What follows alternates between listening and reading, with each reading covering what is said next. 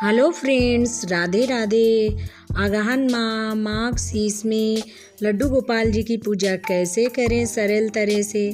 और लड्डू गोपाल जी की ठंड है, थोड़ी थोड़ी पड़ने लगी है, तो सेवा कैसे करें। तो सबसे पहले हमें इतनी सामग्री लेनी है, बेसिक सामग्री है ये, जैसे थाली में। उसके बाद हमें अपने घर के मंदिर में ही ये पूजा, प्रतिदिन हम पूजा करते हैं जैसे, वैसे ही करना है। और आपने अगर से अगहन माह में, अगहन का महीना हरि विष्णु का प्रिय माना जाता है, तो इसमें जैसे हरि विष्णु की प्रतिमा है या लड्डू गोपाल जी की आपने सेवा ली है, तो आप इनकी पूजा कैसे करें। तो सबसे पहले हमने जैसे लड्डू गोपाल जी की सेवा ली है, तो हमें लड्डू गोपाल को इस तरह से हम मंदिर से नीचे रख लेना है। उसके बाद हमें वस्त्र निकालने हैं या आभूषण निकालने हैं। इसके बाद हम लड्डू गोपाल जी को कुनकुने, हम जैसे प्रतिदिन हमारे घर पर दूध आता है तो हम दूध से स्नान कराते हैं, पर प्रतिदिन स्नान नहीं करा सकते। तो आप जैसे बृहस्पतिवार है, माघ शीस में अगहन में बृहस्पतिवार बहुत हरि विष्णु के प्रिय माने जाते हैं, लक्ष्मी माता के। तो हम जैसे बृहस्पतिवार है, एकादशी के दिन हम दूध से स्नान कराते हैं, प्रतिदिन हम जल से स्नान कराते हैं। अब इसमें अगहन में ठंडक थोड़ी पड़ने लगी, तो हम कुनकुने जल से स्नान कराएंगे या दूध से हमें कुनकुना कर लेना है। और तुलसी का पत्ता हरि विष्णु को अत्यंत प्रिय है। और पुष्प जैसे ये आपको हरसिंगार बोलते हैं या पारिजात का पुष्प बोलते हैं, ये हरि विष्णु को अत्यंत प्रिय माना जाता है। तो आपको मिल जाए तो ये अवश्य लड्डू गोपाल या हरि विष्णु को अवश्य चढ़ाएं। फिर अंग पोषण कर देंगे। इसके बाद हमने लड्डू गोपाल जी को इत्र, अंग पोषण करने के बाद हमें इत्र लगाना है लड्डू गोपाल जी को। इत्र लगाने से लड्डू गोपाल अत्यंत प्रसन्न हो जाते हैं। इसके बाद हम वस्त्र पहना देंगे।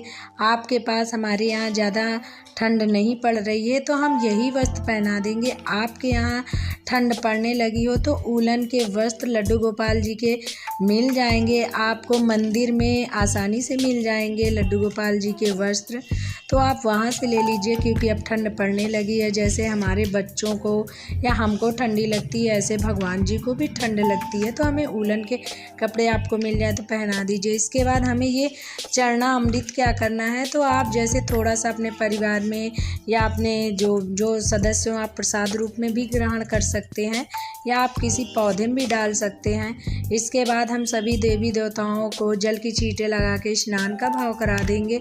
फिर हम लड्डू गोपाल जी को चंदन लगा देंगे, शंकर भगवान को, हरि विष्णु को।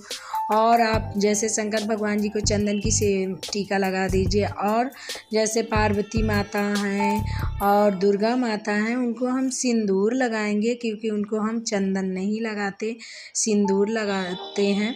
तो हम सिंदूर लगा देंगे दुर्गा माता को, और जैसे पार्वती माता को, और बजरंग बली को भी सिंदूर अत्यंत प्रिय है, तो हम उनको छुएंगे नहीं। आप छू भी सकते हैं अपने भाई के स्वरूप में या पिता के स्वरूप में, पर हम इस तरह से दूर से हम सिंदूर अर्पण कर देंगे। इसके बाद हमें दीपक प्रज्वलित करना है। या हम इसी दीपक में प्रतिदिन पूजा करते हैं।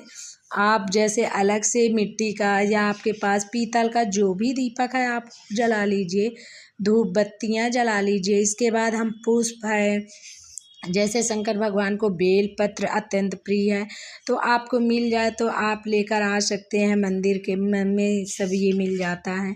और लड्डू गोपाल को पीले फूल हैं, तुलसी दल है, आप ये सब। और माता जी को हम लाल पुष्प चढ़ा देंगे, क्योंकि माता जी को लाल पुष्प गुड़हल के, गुलाब के अत्यंत प्रिय होते हैं।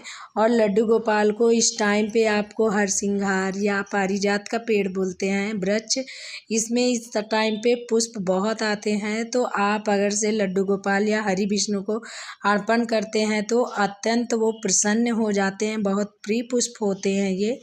फिर हम सभी को पुष्प चढ़ा देंगे। आप भोग में जैसे कोई भी मिठाई, आप जैसे पेड़ा है या आप जो भी मिठाई चढ़ाना चाहें आप वो चढ़ा दीजिए। ना हो तो आप जैसे मिश्री है या आप चीनी का भी भोग लगा सकते हैं। ना हो तो आप जैसे बतासे का भोग लगा सकते हैं।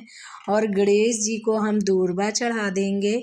इसके साथ ही में आप जैसे फल का भी भोग लगा सकते हैं आप, जो भी आपके पास, पर प्रतिदिन फल नहीं मिलते तो हम मिठाई का ही भोग लगा देंगे। इसके बाद हम आरती कर देंगे। आप जैसे धूप बत्ती से है, घी का दीपक जलाकर आप ये सुबह के समय अवश्य करें। और जैसे दीपक आप सूर्य उगने से पहले आप दीपक अपने मंदिर में जलाएं तो आपके घर में उन्नति होगी। और आप जैसे संध्या काल में दीपक अपने मंदिर में जलाते हैं तो आपके घर में हमेशा सुख समृद्धि आती है। तो हमें दीपक अवश्य अपने घर पर जलाना चाहिए।